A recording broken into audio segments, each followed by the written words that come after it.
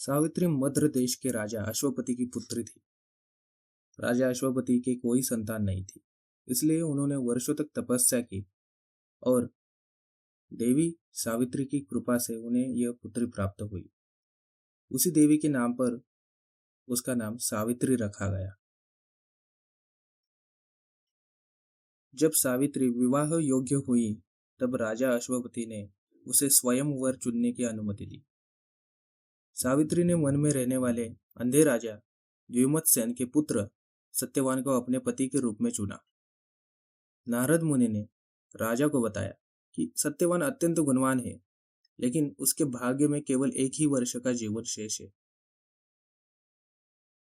राजा अश्वपति ने सावित्री को यह बात समझाने की बहुत कोशिश की, लेकिन सावित्री ने स्पष्ट कहा कि वो एक बार निर्णय ले चुके हैं और अपना निर्णय कभी नहीं बदलेगी। इसके बाद सावित्री का विवाह सत्यवान से कर दिया गया और वो उसके साथ वन में रहने लगी। विवाह के ठीक 1 वर्ष बाद ही वो दिन आ गया जिस दिन सत्यवान की मृत्यु निश्चित थी। सावित्री ने उस दिन व्रत रखा और सत्यवान के साथ जंगल गई।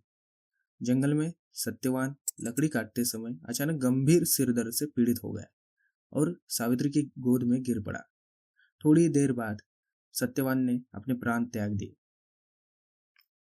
कुछ समय बाद ही यमराज वहां प्रकट हो गए और सत्यवान के प्राण लेकर दक्षिण दिशा की ओर जाने लगे।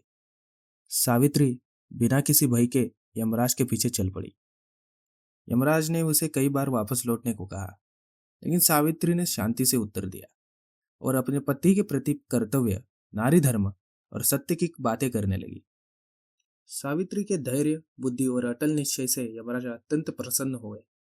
उन्होंने उसे वरदान मांगने को कहा, लेकिन यह शर्त रखी कि वह अपने पति के जीवन के बारे में कुछ नहीं मांगेगी। सावित्री ने पहले अपने ससुर द्युमत्सेन की खोई हुई दृष्टि और राज्य वापस मांगा, जिसे यमराज ने स्वीकार कर लिया। इसके बाद यमराज ने उसे दूसरा वरदान मांगने को कहा।